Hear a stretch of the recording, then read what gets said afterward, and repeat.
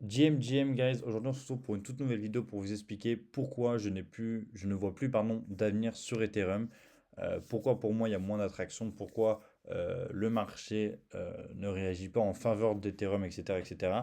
Donc là tout d'abord, disclaimer, ce n'est pas un conseil financier, c'est simplement mon simple avis, mes convictions qu'il y a sur Ethereum, etc.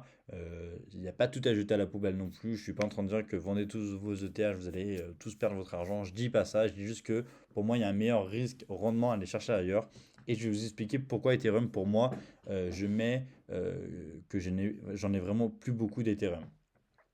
Donc déjà, on va faire un petit point sur les graphiques. Déjà, on peut voir.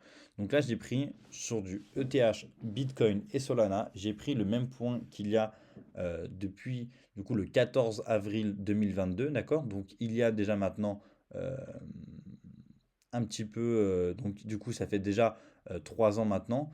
Donc en 3 ans, ETH a perdu 44%, d'accord? Donc on peut me parler, oui, en crypto, il y a des cycles, etc. On est d'accord sur ça. En crypto, il y a des cycles. En crypto, etc. Mais donc, on va quand même faire une comparaison avec le BTC, par exemple. Le BTC a gagné 107%. Donc déjà, on peut voir qu'il a vraiment surperformé Ethereum, d'accord? Parce que Ethereum, comme on peut voir, il a perdu 44%, donc il a vraiment surperformé Bitcoin. Ensuite, Solana a pris 416%. Donc ce qui veut dire, c'est que si vous avez investi il y a 3 ans, jour pour jour, maintenant, et que vous ayez mis euh, n'importe quel montant, vous aurez vraiment surperformé le marché avec le BTC et Solana. Donc déjà, rien que ça, déjà, on peut parler de ce qu'on veut. C'est déjà une chose qui montre que Ethereum, il y a vraiment de moins en moins que... Voilà pourquoi je ne vois plus déjà. Déjà, c'est une chose vraiment qui est pour moi déjà un peu un red flag. Parce que on peut parler de ce qu'on veut, de on-chain, de technique, on peut parler de ce qu'on veut sur un marché comme ça, sur 3 ans, et on peut prendre n'importe quel moment, dans tous les cas, Ethereum a toujours sous-performé le BTC et Solana sur les 3 dernières années, et ça c'est honteux. Donc l'objectif de cette vidéo, c'est de donner une vision claire de ce qui a changé sur Ethereum pour moi. Donc déjà, on va parler tout simplement des layers 2. On va donc, grâce au layer 2 comme Arbitrum ou Base, utilise déjà la sécurité d'Ethereum pour faire des transactions rapides et pas chères. D'accord? Donc, les devs peuvent builder à bas coût. Les utilisateurs comme nous peuvent interagir sans cramer 40 dollars de frais de gaz, ce qui est insupportable, nous, en tant qu'utilisateurs, de balancer des frais de gaz comme ça. Donc ça, c'est bien. Déjà, on sait que du coup, Ethereum a pu baisser. Le problème de tout ça, c'est tous ces gains euh, du coup, qui sont effacés sur la blockchain Ethereum ne récupèrent plus autant de revenus qu'avant. Ethereum est devenu un petit peu un back event en fait. C'est-à-dire que bah, ils vont pas trop gagner d'argent, d'accord? Une fondation et un fondement où ça ne bouge pas. Ça répète pas des fois 10 comme il y a pu avoir à l'époque, etc. Résultat, le réseau principal a perdu jusqu'à 40 millions de revenus par jour à certains moments où il y avait beaucoup de transactions. Vous vous en rendez compte, 40 millions, c'est tout simplement énorme, d'accord? Donc, grosse chute des revenus, des millions de dollars en moins. Avant, Ethereum gagnait à 30-40 millions par jour. Maintenant, parfois même 1 million, comme je vous ai dit en haut, euh, pour le même nombre de transactions, ça fait mal. Donc, ils se perdent entre 30 et 40 millions par jour. Donc, moins de revenus est également moins de valeur pour le jeton ETH à court terme. D'accord? Donc, ça, c'est vraiment grave. Ensuite, ça a été l'une des choses aussi les plus, tout simplement les plus graves aussi sur Ethereum. Ethereum a eu une mise à jour, d'accord? Et la mise à jour a tout changé. La mise à jour a ajouté de l'espace temporaire pour les layers 2. Résultat, ils écrivent à des très bas coûts sur Ethereum, donc comme je vous explique en haut, mais ce que le réseau a désengorgé, mais pour une plus de recharge est égal plus de tokens brûlés. Ethereum n'est plus déflationniste. Ensuite, le retour de l'inflation. Avant, c'était moins 0,08 par an, maintenant c'est plus 0,8.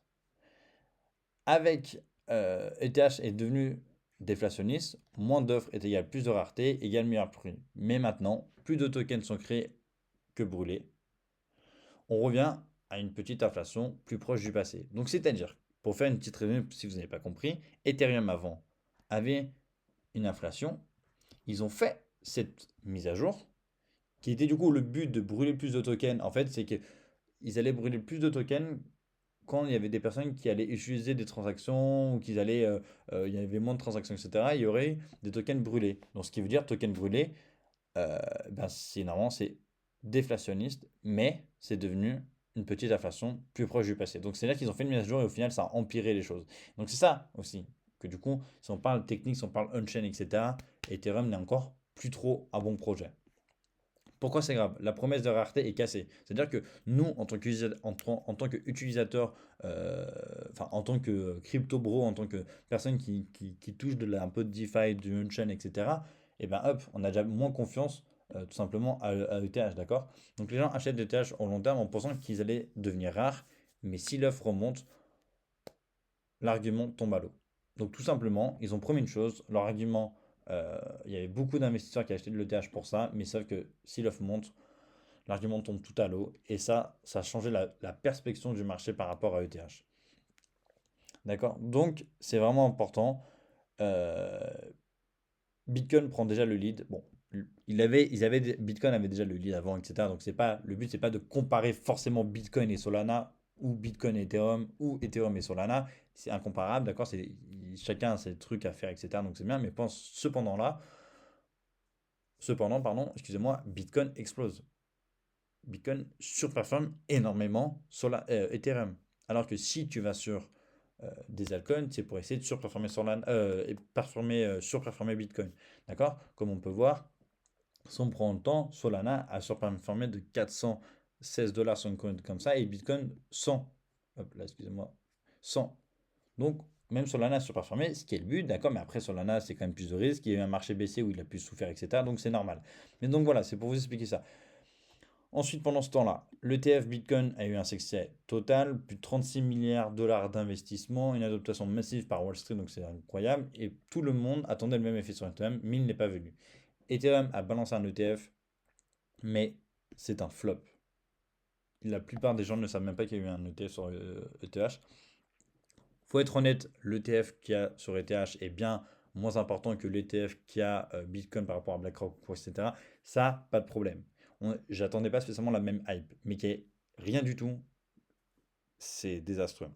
Donc quand l'ETF ETH est arrivé, pas d'euphorie, pas de nouveaux records, des volumes, mais rien d'historique.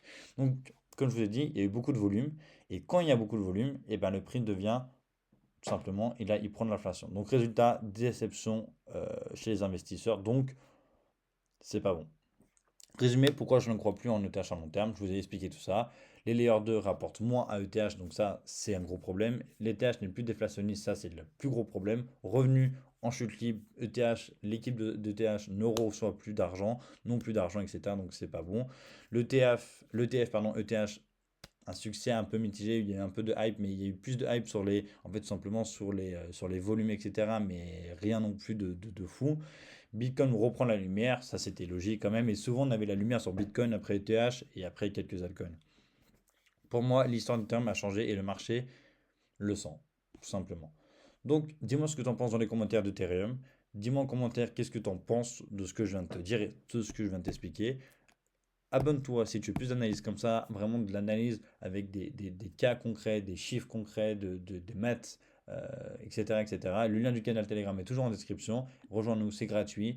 Et on se retrouve mercredi pour une nouvelle vidéo.